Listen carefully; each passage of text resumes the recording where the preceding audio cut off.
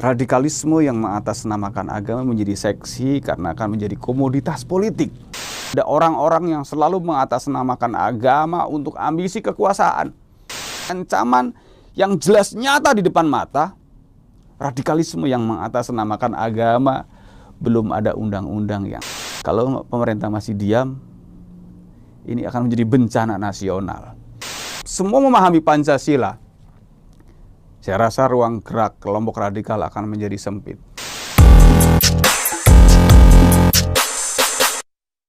Assalamualaikum warahmatullahi wabarakatuh.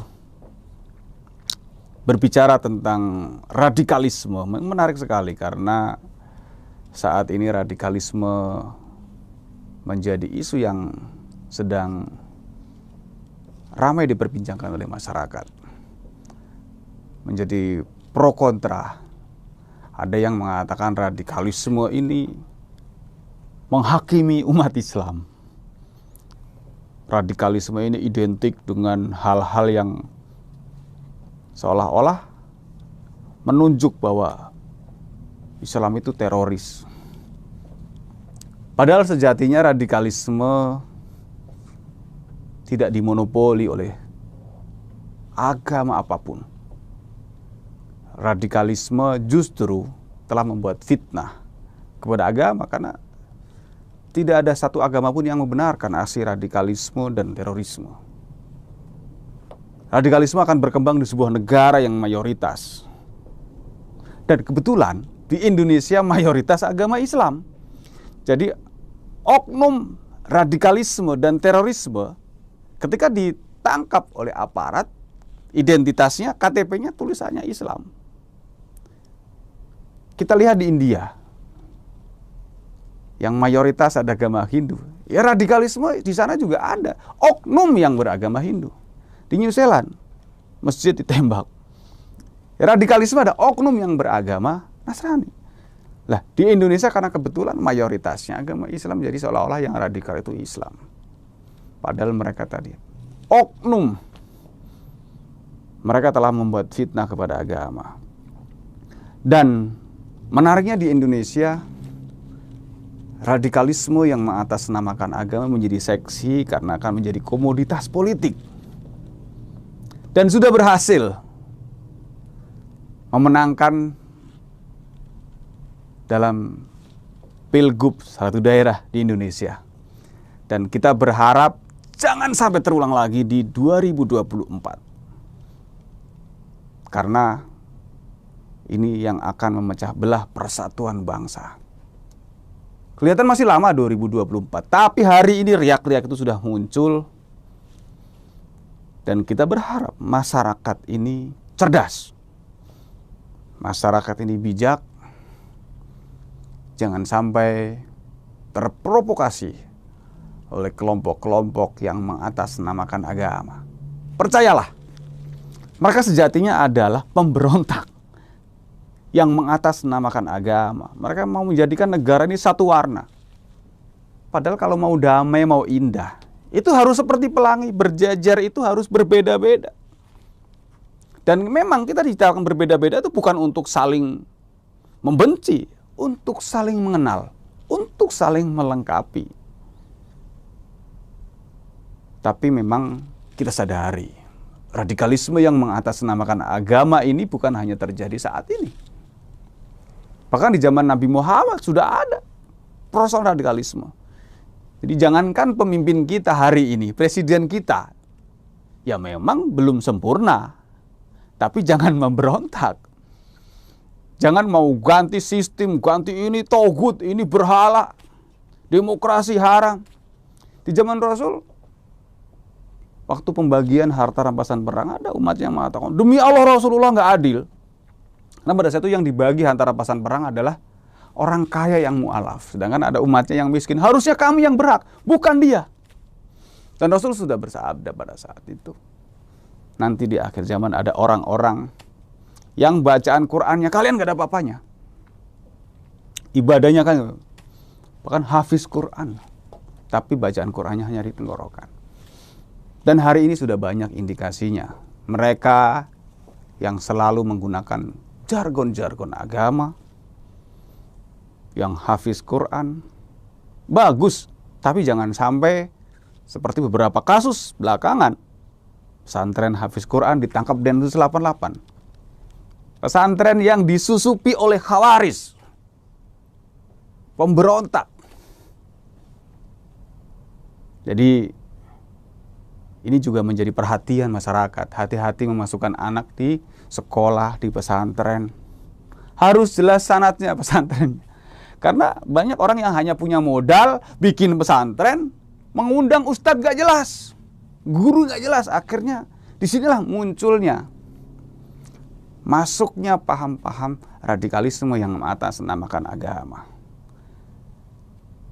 Disinilah kita berharap peran negara agar hadir untuk melihat persoalan secara gamblang, bahwa ini fakta terjadi di masyarakat. Ada orang-orang yang selalu mengatasnamakan agama untuk ambisi kekuasaan, ambisi politik. Dan saat ini kita melihat negara belum menindak tegas orang-orang ini. Lemahnya hukum ini menjadi evaluasi.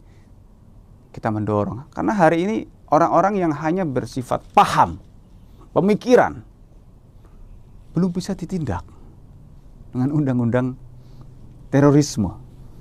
Jadi mau ngomong negara Islam, mau ngomong khilafah, mereka masih bebas berkeliaran. Yang ditindak hanya organisasinya, misalnya HTI, FPI. Sementara ketika mereka ganti nama, mereka masih tetap bisa memprovokasi, mereka dapat panggung. Bahkan ada beberapa media yang memberikan mereka kesempatan untuk berbicara di panggung lebih banyak untuk memprovokasi masyarakat. Nah, ini saatnya negara tegas kalau berbicara tentang ancaman. Komunisme sudah ada TAP MPR. Jangankan kita mau bikin pemberontakan, ngomong komunisme, mendukung komunisme, pakai kaos komunis, PKI, bisa ditindak. Jadi nggak perlu dikhawatirkan, sudah ada undang. Aparat kita TNI Polri solid. Kalau ada, langsung tindak. Lah, sementara ancaman yang faktual hari ini adalah ancaman yang jelas nyata di depan mata. Radikalisme yang mengatasnamakan agama, belum ada undang-undang yang menindak. Mereka selalu berbicara kebebasan berpendapat, ini demokrasi. Mereka bahkan sudah ada di sekitar kita. Banyak ujaran-ujaran kebencian muncul di tempat-tempat ibadah. Ya, ini menjadi keprihatinan kita dan kita nggak bisa berbuat apa-apa. Banyak tempat ibadah, jangan ikuti tokoh, ulama, kiai yang mendukung pemerintah. Dan ini banyak sekali terjadi. Kita hanya bisa mendengar. Karena kalau kita mengkritisi mereka, kita dibilang anti-Islam, kita anti-agama, kita komunis.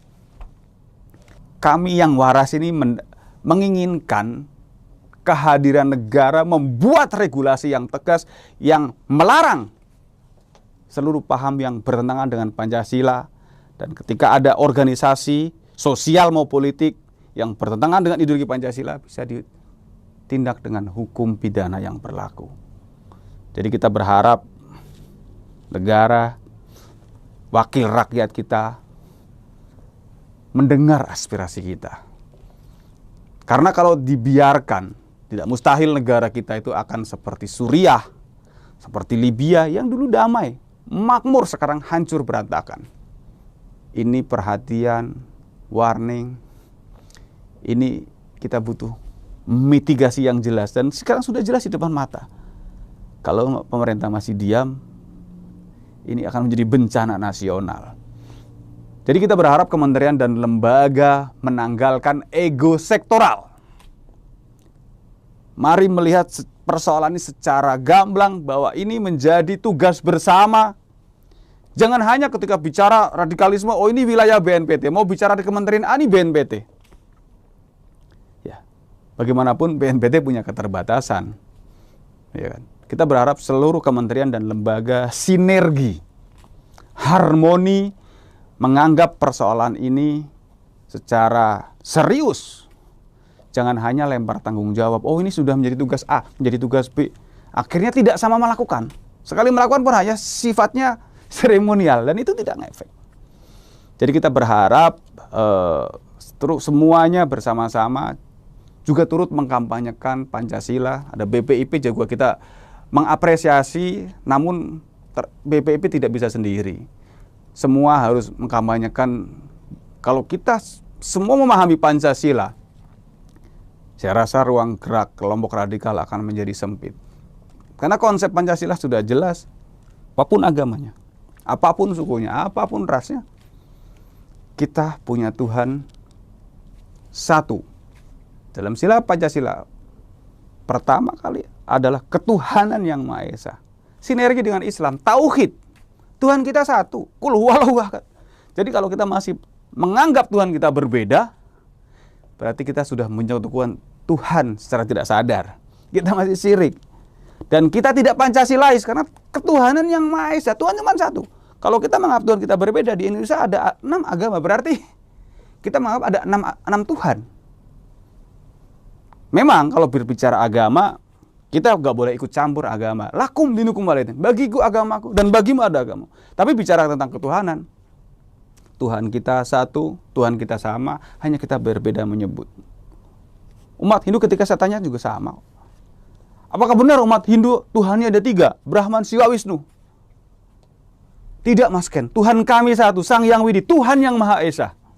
Tuhan kami bisa disebut juga Allah Subhanahu wa Ta'ala. Orang Nasrani juga sama. Apakah Tuhan orang Nasrani ada 3? Tuhan Bapa, Tuhan Anak, Roh Kudus? Tidak, Mas Ken. Tuhan kami satu, Tuhan Allah. Yang 3 itu pribadi tentang Tuhan. Begitu juga yang Hindu. Yang 3 itu sifat Tuhan. Kalau di Islam Asmaul Husna. Jadi sebenarnya kita di antara kita tidak persoalan. Boleh kita berbeda, namun jangan sampai kita menyalahkan. Nah, ini yang indah. Masalahnya hari ini banyak sekali orang-orang yang mengaku nasionalisme, mengaku moderat. Bahkan banyak forum namanya kerukunan umat beragama yang bersatu itu hanya fisiknya. Sementara hatinya tidak. Masih menganggap bahwa agamaku yang paling benar, yang lain salah. Agamaku yang masuk surga, yang lain masuk neraka. Jadi fungsinya FKUB menurut saya ya hanya untuk memersatu fisiknya. Lah kita berharap masing-masing tokoh agama, tokoh masyarakat mengkampanyekan Pancasila ini dengan kafah. Karena ketika sila pertama sudah kita aplikasi ketuhanan yang Maha Esa, disempurnakan dengan Bhinneka Tunggal Ika. Berbeda-beda kita tetap punya Tuhan yang satu, bukan kita bersatu saja. Jadi diaplikasikan dengan Tanhama Dharma Ma'wa, sepakat. Kalau itu sudah terjalin, maka akan memunculkan kemanusiaan yang adil beradab, persatuan Indonesia, musyawarah, mufakat, dan keadilan. Itu yang kita capai.